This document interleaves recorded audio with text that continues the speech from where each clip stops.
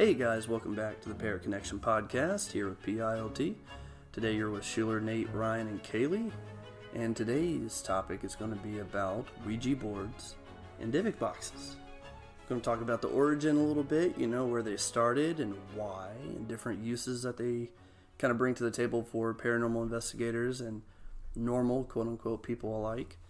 And talk a little bit about, different effects that they might bring. Also, different uses, I guess, and possibly different religions and other good stuff that they kind of find themselves involved in. So today's podcast, I think, is going to be pretty interesting because we kind of have our own little experiences. Not too many, but enough to kind of talk about and bring to the table. So let's go ahead and dive in with some Ouija boards and Dybbuk boxes.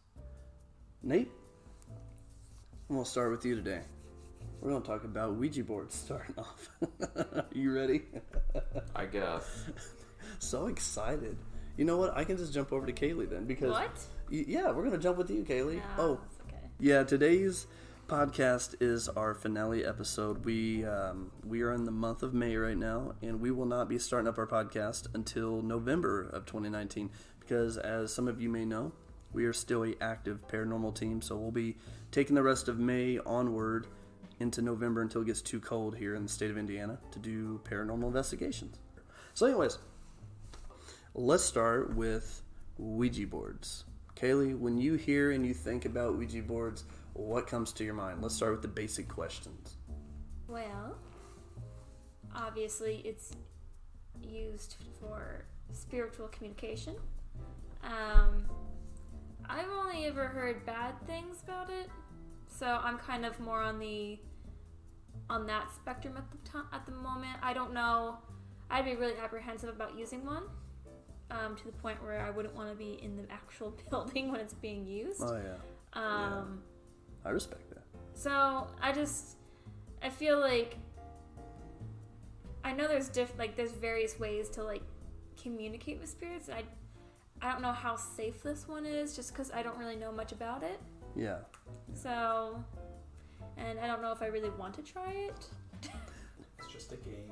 It's just a game. There we go. Let's jump to Ryan. Yeah. It is really intriguing that you can buy it at a game store or at the game aisle. It's treated like a game when I feel like there's been so many things that have occurred that feels like, why hasn't someone banned this already? Yeah. I don't know. So at the same time, it's why hasn't it been banned? Is it just because people, the things that people bring up, aren't founded in facts? Because scientifically we can't necessarily prove it, and so therefore, they're just going to keep selling it? Yeah. Or if, I don't know. So, or, if all the stories you hear just aren't true. Yeah.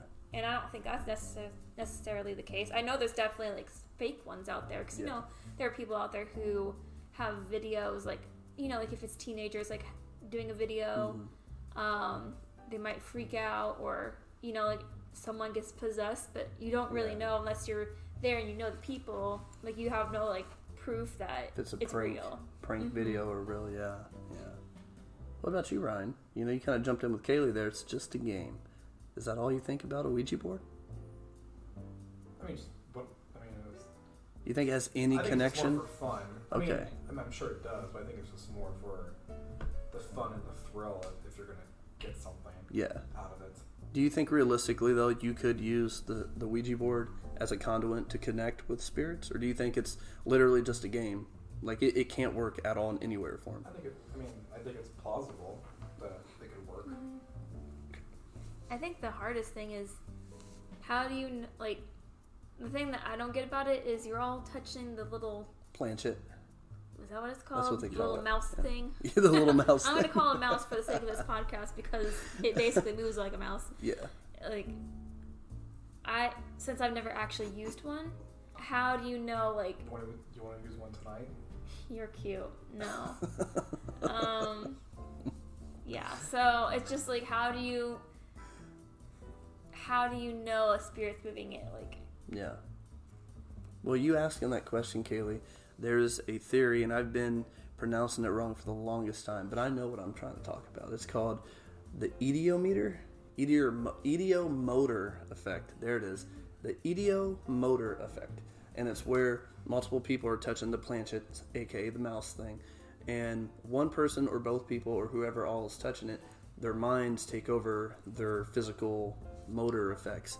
And your hands move automatically, subconsciously, because you're thinking about it so much, it just kind of happens. So you're moving it without meaning to, but it's actually you moving it. That is a scientific theory, and it's been proven by some people. However, if you're going to have the planchette move on its own, there's no magnet, no string, and it just like flies off the board.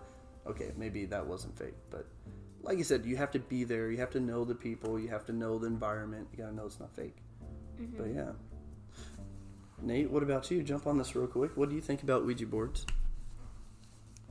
I think they are interesting only because when I was younger, we weren't allowed to touch them or have anything to do with them. And then now it's like there really isn't anything that I'm worried about with them. Yeah. But I guess you can make it become something that it's not, I guess. Yeah. But I've never actually, well, no, I take that back. I was around when it was being used, but not like, I didn't physically use it. Like you weren't a part of the situation, you were just kind of around when it was happening. Yeah, but it was like when I was in like middle school. Gotcha. Okay. Was it at a party? No. It was like a religious sacrifice? No, it was like their parents had one or something, and but their parents, huh? Bible school. No, it wasn't Bible school. I don't think they have Ouija boards at a Bible school. They don't. That's sacrilege, Ryan.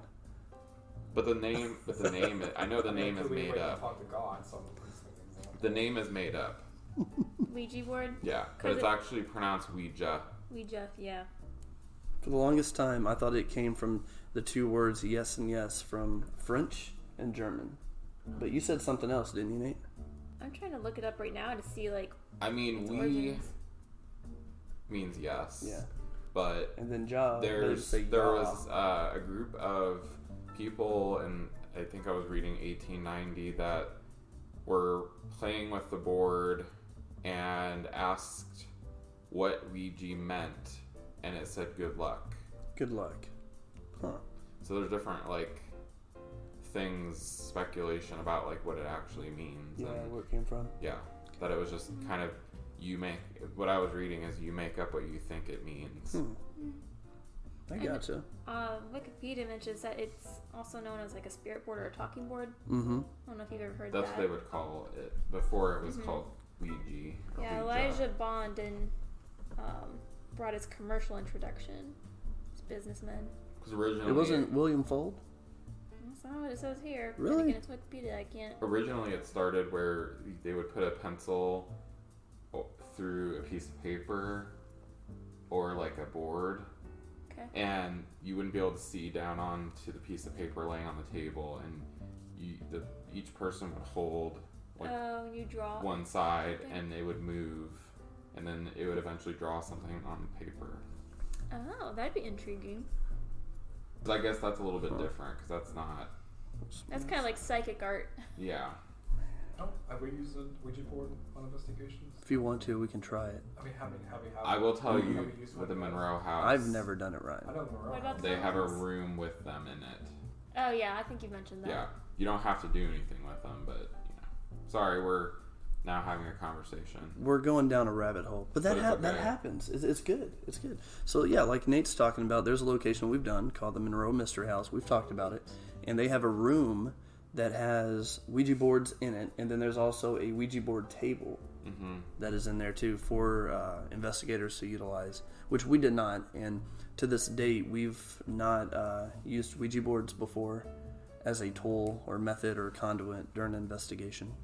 Fun fact, according What to you got? Wikipedia, one of the first mentions of the automatic writing method, as it says, used in the Ouija board is found in China around 1100 AD during the Song Dynasty. It goes that far back. The that's just one of the first mentions of something that's basically like a talking board. Okay. The method was known as Fuji planchet writing. The use of planchet writing as an ostensible means of necromancy and communion with the spirit world continued, and blah blah blah. Until it was forbidden in the Qing dynasty. Starts with a Q. Not sure how they pronounce that. It's okay. King. So yeah, I'm looking up the history of the Ouija boards along with you, and I'm currently on Wikipedia, which I know isn't the best resource, but it can be at sometimes. And for the longest time, I've always taken William Fuld as the originator of the Ouija board, but I'm seeing the name Elijah Bond, like you were talking about, which was he brought that in first in 1890, and it was a really big thing for like World War One up and through World War War. Two. Yeah, Civil War. Like here, it says that it was really popular because so many people died. It was known as a very well accepted parlor game. Yeah, people would play it like secretly.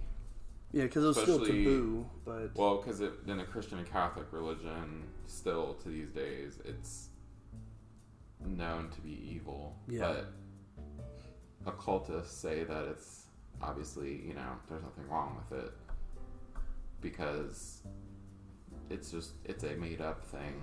Mm-hmm. But I think it was made to be something more than it was. Yeah. Yeah, and it was like, it wasn't necessarily a game back in the 1800s. It was more of like an actual tool to connect to families during the Civil War. And then over time it became more commercialized and wasn't taken as seriously anymore. I guess when you think about it, it's no different than like tarot cards and psychic readings. Very true. Because it's all trying to communicate with something that's been gone. Well, if you think about it, looking back at the history of it, obviously people are going to tell you that it's evil, but the origins of it were not.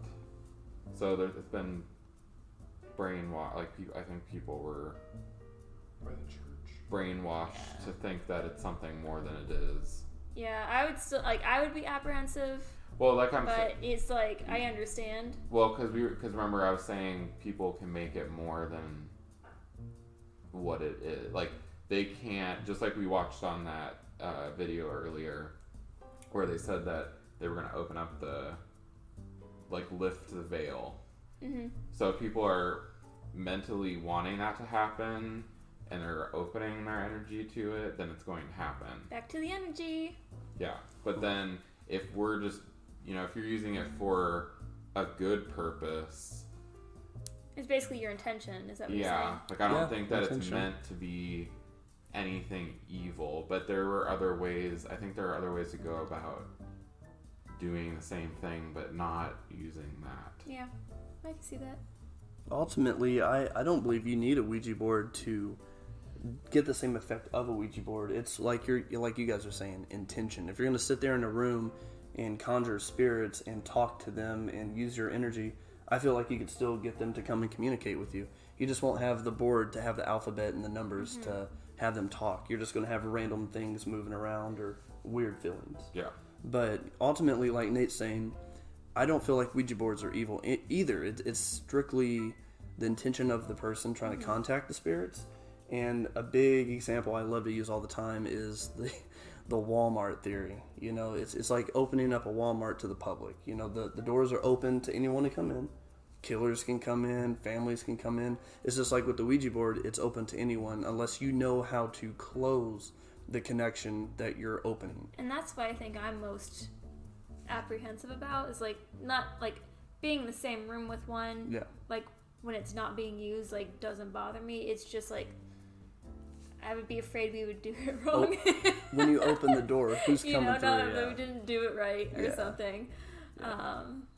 Yeah. That's kind of that's the kind of the boat I'm in.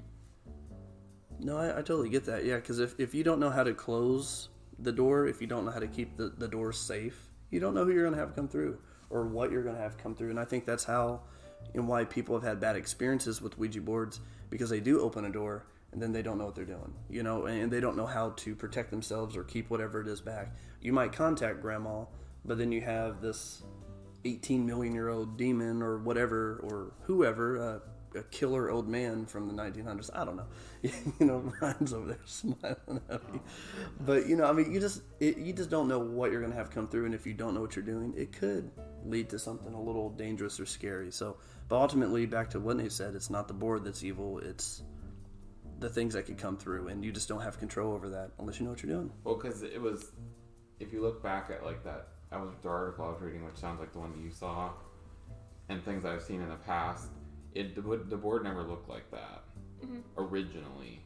It wasn't. It was commercialized. Yeah, to make it something because they knew that they could sell it, and they're still selling it. Yeah, yeah, they are. Oh, and this jumps into the history a little bit too. William Fuld was one of the biggest known names to market and manufacture Ouija boards from the 1890s through the 1920s. However, he was not known to have invented the Ouija board. He just kind of took the name and he took what was already made. So Elijah Bond could have been the original creator. It wasn't William Fuld. He just kind of took what was there. And then he patented the name and made a crap load of money. Which is why now it's a game. A game. Yeah, it's like Monopoly or Chutes and Ladders. Did you mention how they came up with the name Ouija? Because I know you said, like, supposedly someone heard, like, someone tell them what Ouija was, like, via spiritually. I think that was Nate. What I read was in 1890, it was a group playing. I think it was who would you say it was? Talking about William Fuld or Elijah Bond? Elijah Bond came first. William Fuld came after. Fuld.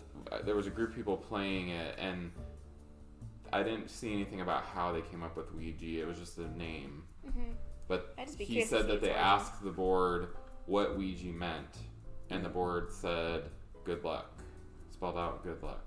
In what language? That'd be interesting to know. But then there's another theory. Oui and ja both mean yes in French and German. Yes. Oui, ja. So yes, no, or yes, yes. Yeah. Oh, interesting. Yeah. I mean, people pronounce it Ouija or Ouija, but it's oui, ja for a French yes and German yes. Yeah. Or Dutch or, other relative languages. But yeah, it's interesting. That's kind of what I read. But you guys are right about the super duper way back origin of a quote unquote Ouija board. It was never called a Ouija board. It was just a talking board or spirit board. Also been called a witch board because more so witch doctors and witches would use these wood carved boards to conjure the dead and use for black magic and voodoo. So the history goes.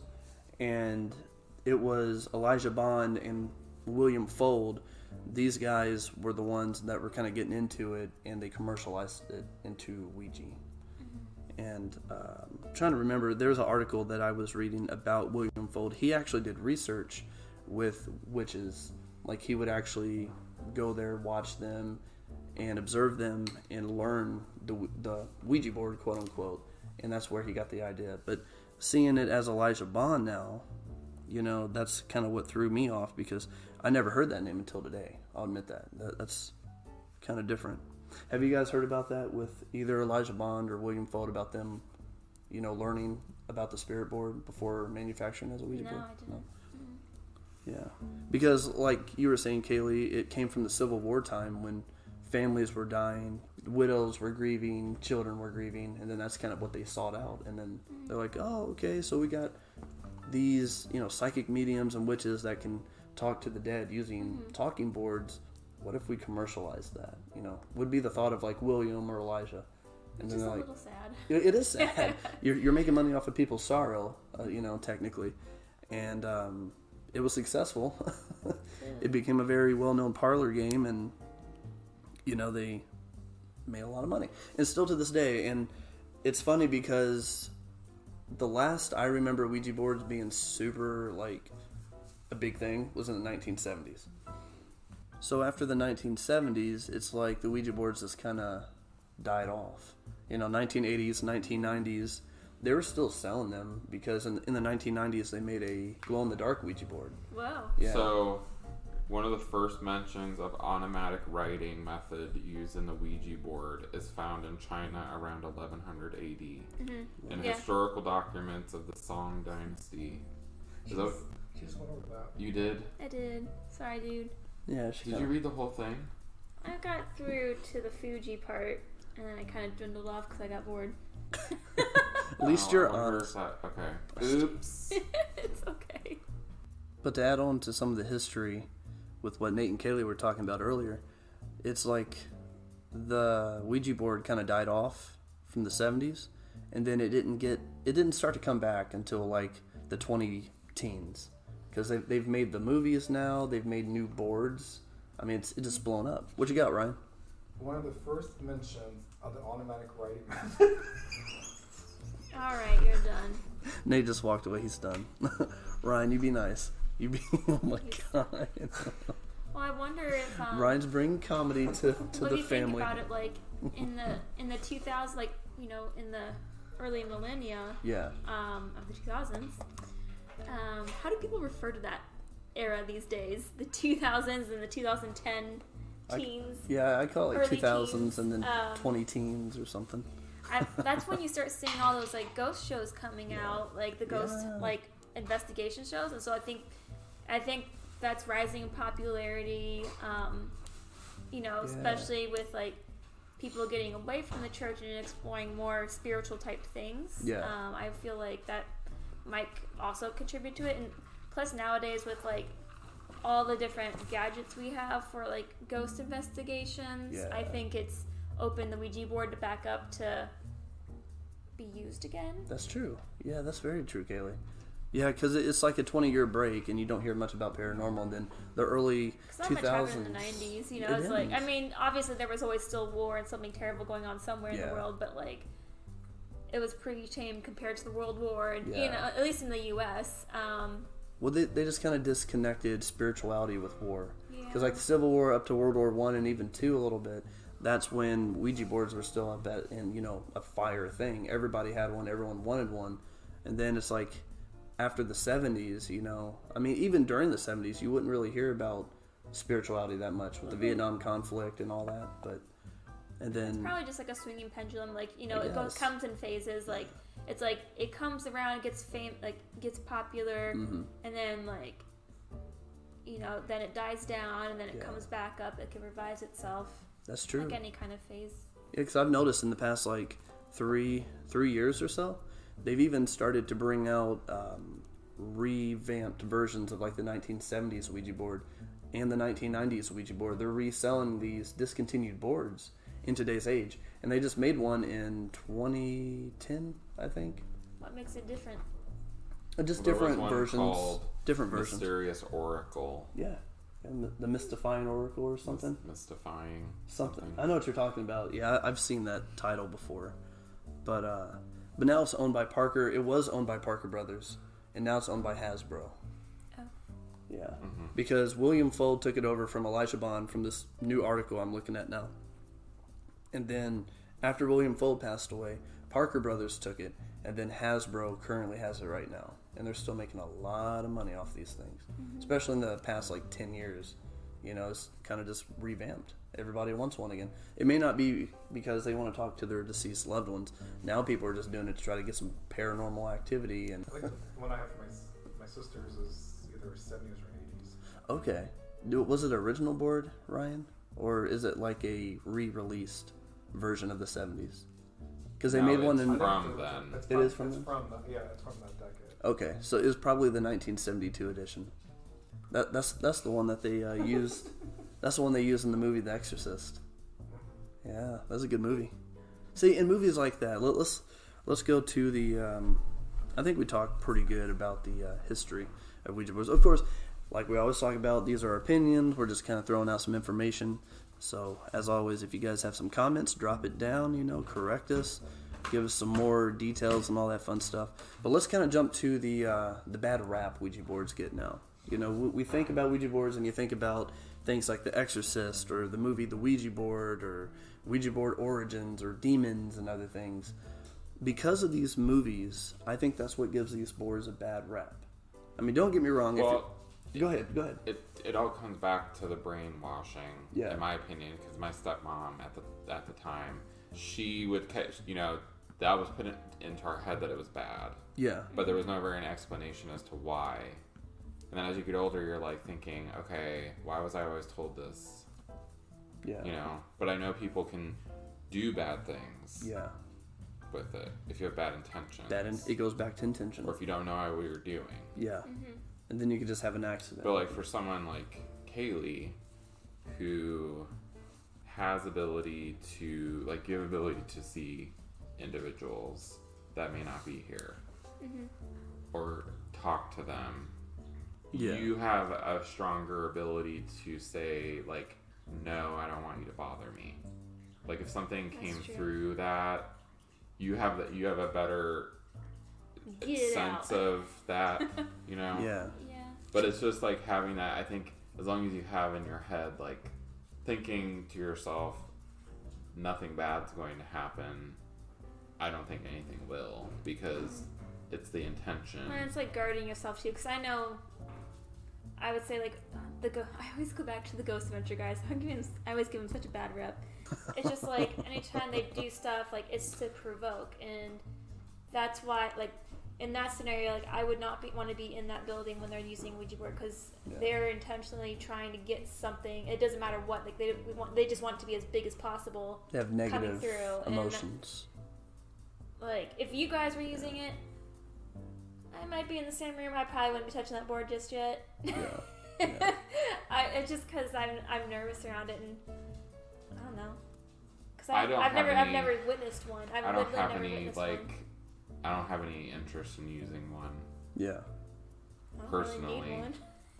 I don't, because I feel like there's too many other ways that you can contact someone. Seeing it as a tool, as opposed to like something like immediately negative, like itself. Well, you can make your own. Yeah. I mean, there's a method of sitting at a table, putting your finger on a glass upside down. It makes glass sense, moving. Ryan is coming back downstairs with a little gift. Oh. What'd you bring us, Ryan? He brought us a present. Ouija board. He brought us a real life Ouija board. Look at that. Look at it. So, he brought down his Ouija board. I don't know what the new version looks like. No. Is this like the 70s version, or is this like an antique one you found? No, this is, I think, the 70s, because it has the Parker Brothers at the bottom. I don't see a date on it. Yeah, because if it was the 60s version, it would have William Fold down here. The new one isn't. The new one isn't this board. No, it's material. not. It's like cardboard. Mm-hmm. I mean, it makes sense because, you know, it's not as it itself is not the scary thing, because it's not like it's possessed or anything. It's like, because I've gone to places that do tarot readings, and I've been through that, and like, I don't think there's anything wrong with that. So why should there be anything wrong with Ouija boards? Now, Ouija boards are just like any other object. They can have attachments, but I feel the like board itself is not evil. But if you use the board and you're like, spirit, connect yourself to this board so you can stay around and we can communicate, then it can connect just as if you have a crystal or a rock or a piece of paper that somebody bled on. I mean, if it connects, if a spirit can connect to anything, that item will be possessed. You know, it could be potentially haunted. But the board itself it's not made to be like that. It's just like any other object. Mm-hmm. It really is. But yeah, it looks like this version is the 1972. The 60s would only have William Fold's name on it.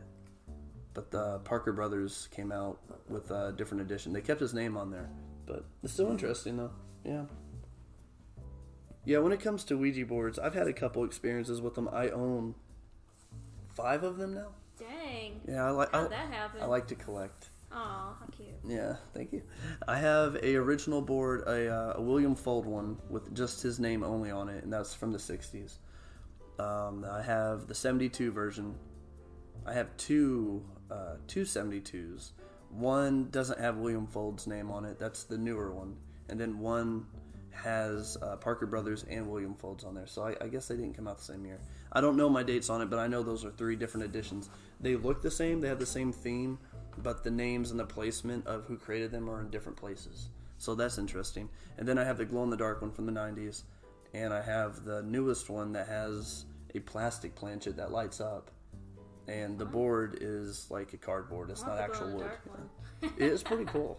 It's neat. But yeah, and I've played a couple times with them. I've played with my glow-in-the-dark one. I've played with the one from the 60s, the William Fold original. And I've never had any weird experiences. I didn't have any attachments. I didn't get scratched. I didn't have any possessions. I didn't have any, weird or negative experiences. The most awkward, weird sensations I guess I had was just playing it in the dark by myself, because it was the glow-in-dark one. And when I played the William Fold one, obviously I played that in dim light. But the worst things that happened was just having really weird sensations, I guess. I kind of felt like I was being watched. I felt a little, not threatened, but I felt like someone was coming up, getting in my personal space. But do you think that was in your head? It could have been. It could have been the EDO motor. Just wait till Well, we EDO motor, discuss the Dybbuk box. Oh, shush, Ryan. We're not there yet. I'm sure. Bless you. Bless your soul, child. Wow, thank you. You're very welcome. That was quite a blessing. I try to keep everyone safe. But, yeah, Ryan will have plenty to say when we get to the Dybbuk boxes, but we're not there yet, Ryan. So you just hold all that good content you have. Dybbuk boxes, we may not have as much because we don't have as many experiences. And it's kind of, I don't know. Ouija boards and Dybbuk boxes, they kind of go hand in hand, but they kind of don't, I guess. But I don't know. My Ouija board experiences wasn't all that scary or bad, but they were weird. And like Nate was asking me, could it have been in my head? Of course it could have been. I was younger for one. I wasn't as, up and up with paranormal stuff. So it could have been in my head, and I was just creeped out. But I've never had anything happen. No planchets flying off the board. No scratches. What about you, Nate? Have you had any personal? I think we already answered that, didn't we? Yeah. No. Kaylee, you've never jumped on it at all because you never wanted to, which is totally fine. Nope. Okay. And Ryan, did you ever play with your sister with this board or any friends? College. And what were your experiences like? Nothing at all? No weird sensations, no nothing? Just fun. Oh, well, dang. That kind of Went sucks. to places where people got killed. Oh, okay. And still nothing? Still nothing. Oh. Now, I would be impressed if, say, that board was sitting there and then it started moving by itself. I'm like, no, that's legit. No, Because right? no one's touching it. Yeah. No human hands have been touching it. But, yeah. And we're actually doing a no-no right now with the Ouija board. We have the planchet sitting on top, and that is a superstition that you should not ever do. Just keep the Why planchet not? on. Because it is a possible open doorway sigil. Let's see if it works. It's allowing the board to stay open because it's connected. More so, it's after you get done playing with the board, you're not supposed to keep it on there. But, So, yeah. Okay. So maybe after the podcast, Nate's not buying we could play and then see what happens after we leave. Mm-hmm. No, oh, he believes enough not to try. We're being respectful. Okay.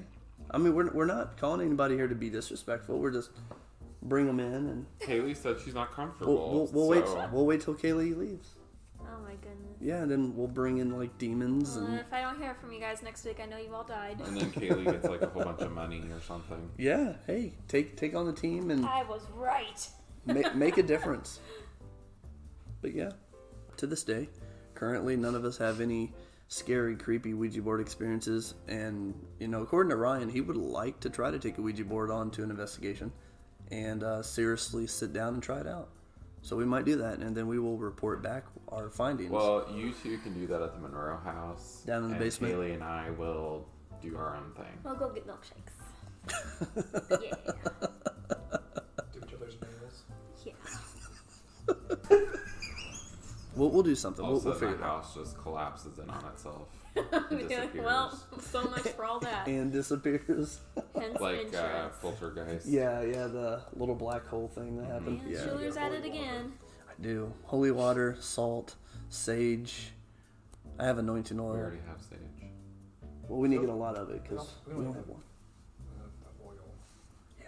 Well, you can't burn it in there because there's fire alarms. Oh yeah, that's true. So we'll just have to use water and oil, crystals, protection crystals. Yes. Remember, I did buy one Is it here from yet? Etsy. No. I have a baby not here. crystal. It's a little guy.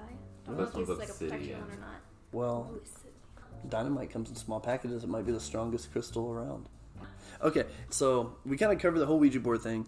For all of our listeners, if you have any Ouija board experiences or opinions or good information that you'd like to share, send us a message or drop a comment so we can kind of add that on, because I think we will elaborate a little more in the future on Ouija boards.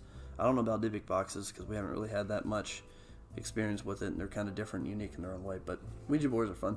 Okay, so anyway, let's jump on to Dybbuk boxes. Let's start with some origin. Personally, I first learned about Dybbuk boxes by watching that movie with Jeffrey Dean Morgan in it. You guys remember that movie? No. Oh, you gotta remember the movie. You don't know what it is. Well, it's been a while. I've seen it once.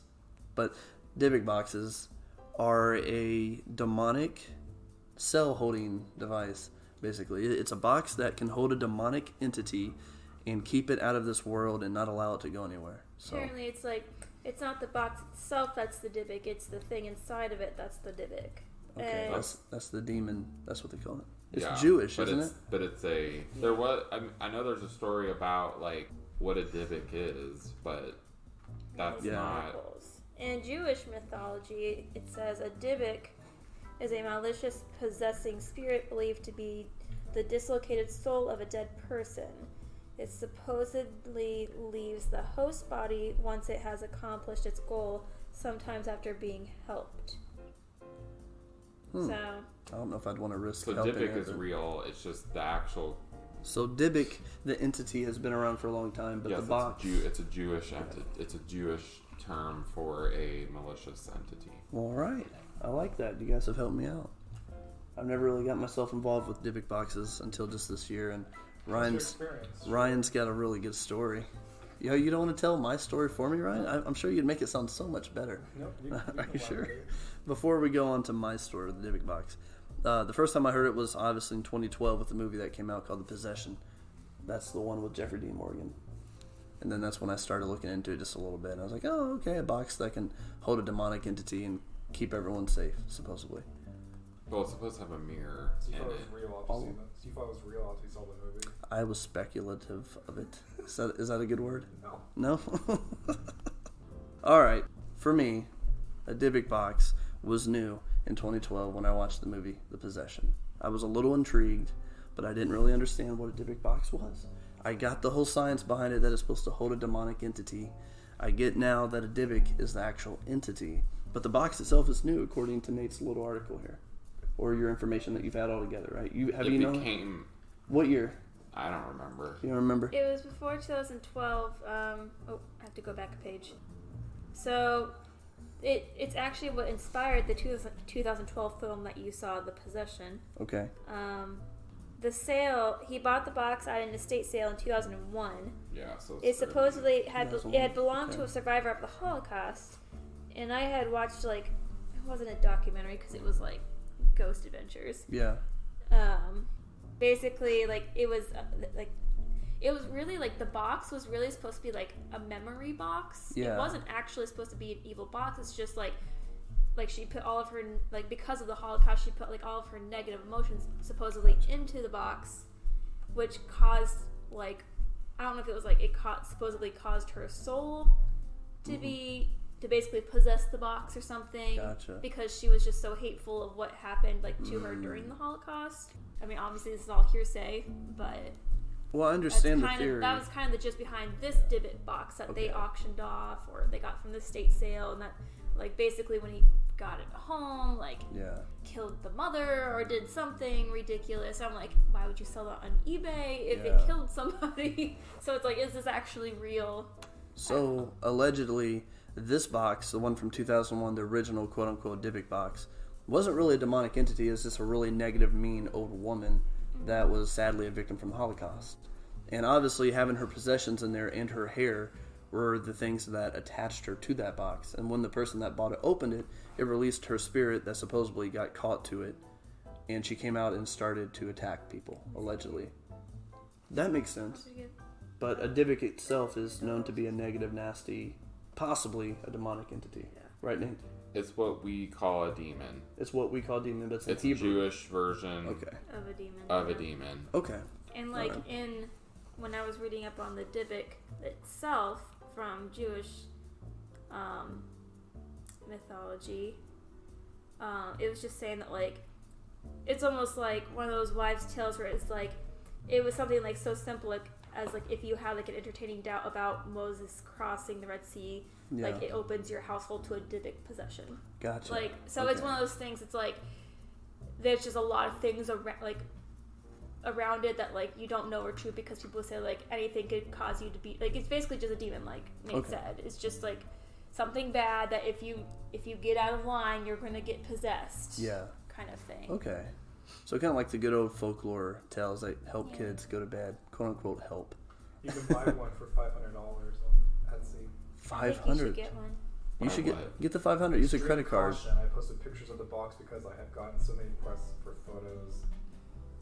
As the person got scratched. I want to see the picture.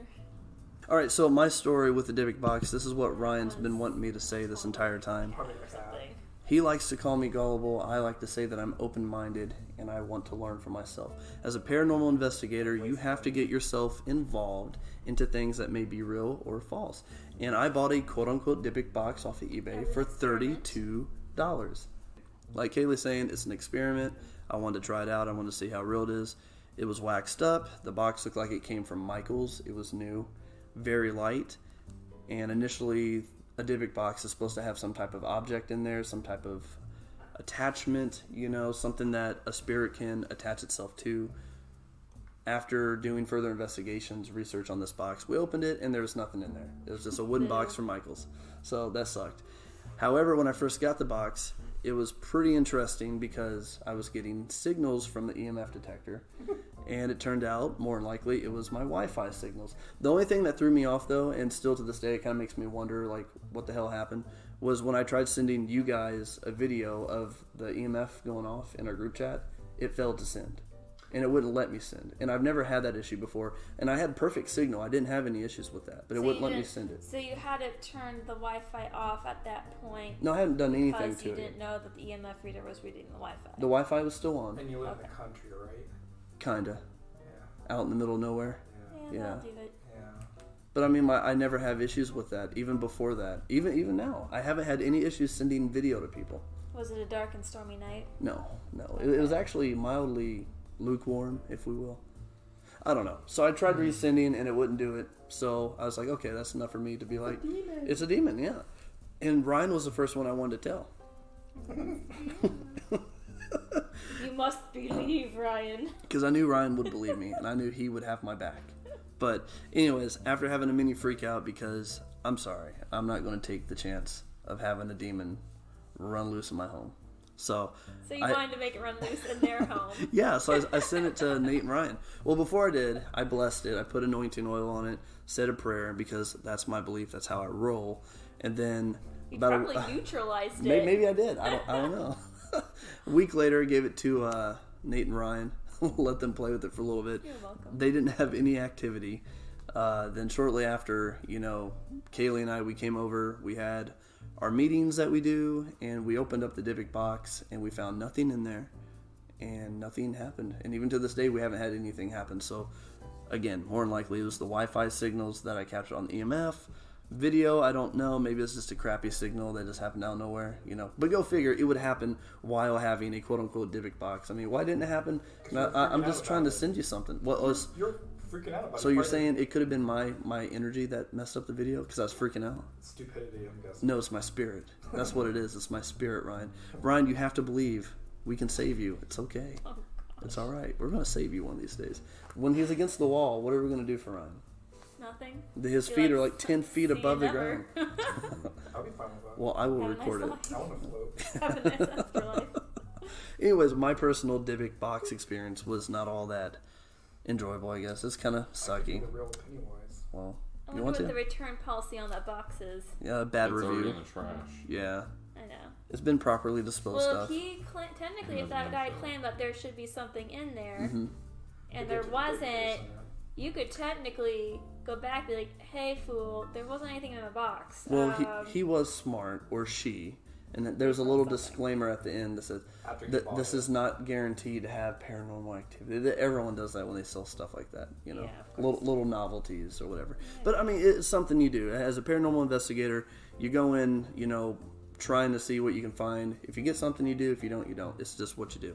As a paranormal investigator, you got to expect it. So my experience was kind of a bust, but at least you learned. Nate, what about you? Have you had any experiences with Dybbuk boxes? Never. Never ever? Nope. Have you done any research other than just recently to look into it? Have you heard any stories from like friends? I mean, I did more research when I heard you were buying one, but that was about it. Okay. I don't even want to ask Ryan, but I guess I have to. Ryan, what about you and Dybbuk boxes? No? Kayla? Anything for you personally with Dybbuk boxes? I got nothing. Nothing? I feel like it's just a phenomenon, like one of those, how do you say that word? Like, now phenomenons, like, it's not that old. Yeah. So I don't really urban legend. believe in it. Yeah. I mean, it's scary to think that, like, oh, did this person actually die from having this box? But I'm like, I wasn't there. I don't have the facts. So, like, I can't really say that, like, I can't let that scare me because I wasn't there to see it. Exactly. No, I totally get that. Yeah, I do. So with the, let's go with the actual belief of a Dybbuk box being real. You know, the origin of it and the nature of it. Ryan? Fake. If you came in contact with the Dybbuk box, how would you react to it? Do you believe that they do work? No. Would you be cautious with it? No. No? Would you open it? Yeah. Would you? Oh my god. You're going to get us killed one of these days. Well, they had that guy. You can't be scared of it. You have to do it. No, you got to be scared. Well, Go ahead, Kaylee. You know that show that, not Ghost Adventures, but it's the one where it's like his like haunted museum of haunted things. Hasn't? Yeah. In they Vegas. invited the guy on who had these quote unquote original Dybbuk box, and they made him open it in a basement by himself, and he like supposedly like spoke in like he basically started speaking some like weird verse thing, but if you look it up, he basically it was a poem he had written like years ago, so it was just like promoting himself, like, really. Yeah, so I mean, that episode was really like, I mean, all of his like museum shows, like, I just watch it for the heck of it, but like that one just like really irked me. I was just like, this is stupid. I'm done. But what about you, Kaylee? Like, if you came in contact with the Dybbuk box, let's say we go on an investigation one time, and the people that have the location, they own this location, they also have a Dybbuk box on site. How would you react to it? Would you be cautious? Would you believe that it possibly is haunted? Or do you think, like Ryan does, it's just more of like a prop and there's really no real life to it? I mean, I'd probably be like cautious for like the first hour. Yeah. But like when nothing's happening, I'd be like, obviously there's nothing. Yeah. I don't know. Like for me, it's like I always stick to the side of caution, because it's like maybe it's like the what if factor. Because you know, it's like, I don't know. It's one of those things, like, I've heard the stories, but since I never witnessed them for myself, I can't say if it's true or not. So I would be cautious, but I wouldn't like, I wouldn't go and open it or do anything. I would just like continue through the house or wherever I was at investigating. Yeah, I was going to ask you if you would open one, like a legitimate one from like the 30s, or you can tell there's age to it and it's been passed down. There are actually more Dybbuk boxes. Like, I feel like it's only that one. Like it's something that was just made from that one family. Literally, yeah. I literally have never heard any other story except that one. Yeah. Yeah, same here. I haven't come across any articles or experiences from people. And so in my case, it's like, it's not like, oh, it's Dybbuk boxes. It's like, what if it's just a box that's possessed? Yeah. Like, it's not an actual thing. It's just a possessed item. A haunted object. Yeah, I get you. And so, like, those can be dealt with, supposedly. Yeah. I don't know. Nate, what about you? How do you feel about Dybbuk boxes? Do you believe that they could be real? First off, you don't really think that they're a thing? No. Okay. Well, what if you came in contact with one? Would you open it? Yes. Or would you be cautious? Also, you're jumping on the bandwagon with Ryan now. Well, I know that they're not real. So you don't think that there's a possibility of someone taking a box, having something attached to it, and I mean, it's being possible, like but Kaylee how said? do you know? You don't. Until you research it, investigate it, and get involved like we with did it. with your Well, plywood my plywood box. Well, you have to go in. You have to give it a shot, and at least I only paid $32 instead of $300. You're just a product reviewer, so that the rest of the population doesn't have to buy one. Exactly. You know, it's just like when we go to an investigation. We do a 2.5-hour drive. We waste time and gas to go to a location that's allegedly haunted, and when we go there and we don't get anything for 6 to 8 hours. You're welcome, people. Exactly. You didn't waste the 2.5 hours. You didn't stay up all night. Exactly. See, Kaylee's making some really good points right now. Nate and Ryan. See, now these listeners, they don't have to spend $32 on a fake Dybbuk box. That's what we do as paranormal investigators. We help our communities. You're our hero, Schuler. I try. We will be selling our own Dybbuk boxes next year, so if you like to buy It'll some. be in the pirate pawn shop. at your local truck stop. Hey, ours would be cool though. Or Schuler's home. We'll sell them out of your home. Hey, I could do that. I can make like a drive-through. I have a carport, and people can just like, I can make a horseshoe. They drive around. Yes, fund our adventures by buying our Dybbuk boxes. That'd be great.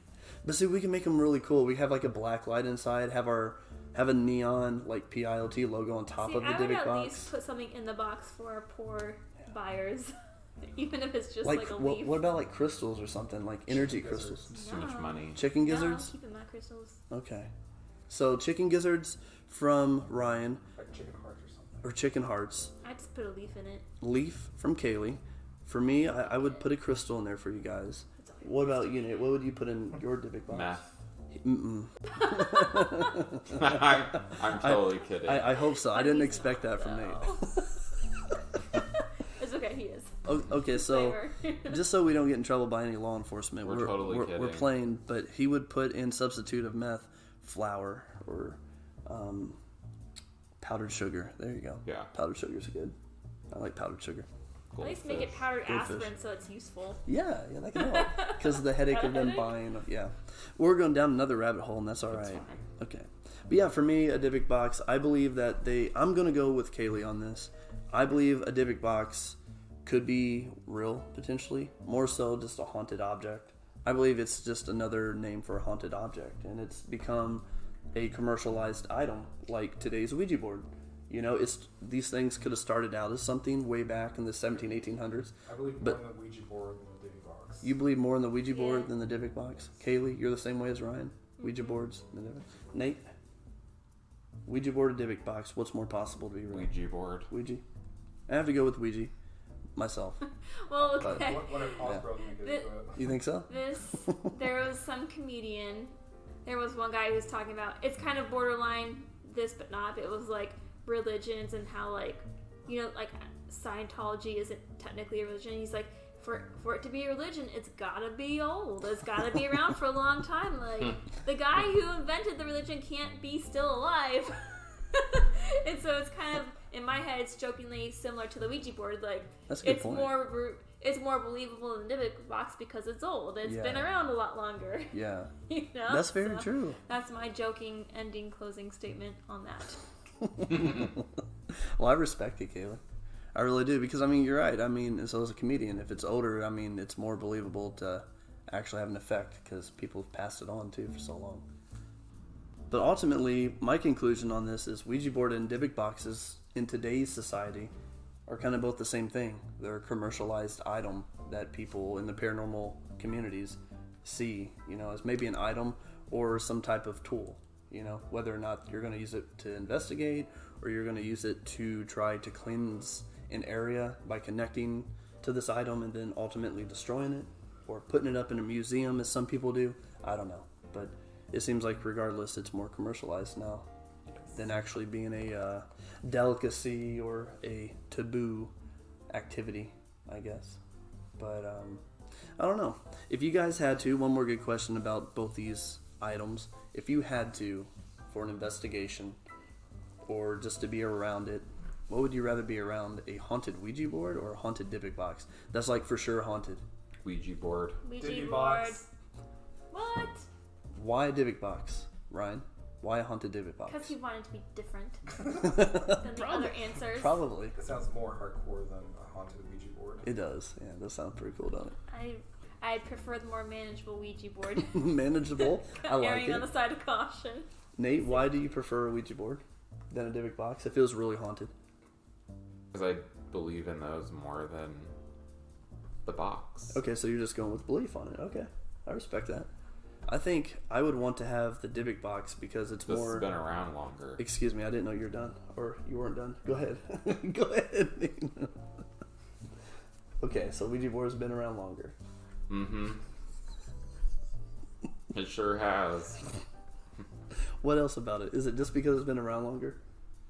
Because you haven't had any experiences from either, but it's more captivating to you to go with the haunted Ouija board. There's just different versions of how it was used.